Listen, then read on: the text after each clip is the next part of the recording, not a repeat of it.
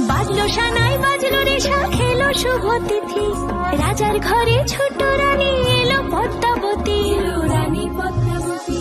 রাজার আরো 6টি রানীর ছিল না সন্তান, পদ্মাবতীর কোলালোতে মিলল সমাধান। বছর যেতে জন্ম নিল 7 ছেলে 1 মেয়ে, হয় খুশির আকাশ হঠাৎ কালো মেঘে গেল ছেয়ে। হিংসেতে যায় জ্বলে পুড়ে বাকি 6টি রানী, যুক্তি করে ঘটায় ওরা 7 কুমারের হানি। সুযোগ মতো 7 ছেলেকে মাটিতে দেয় পুঁতে, বাঁচে একা পারুল ওরা পায় না তাকে ছুতে। ধাইমা বাজায় সেই মেয়েকে বড় করে তোলে, 7 ভাইকে পায় যে পারুল 7টে চাপা ফুলে।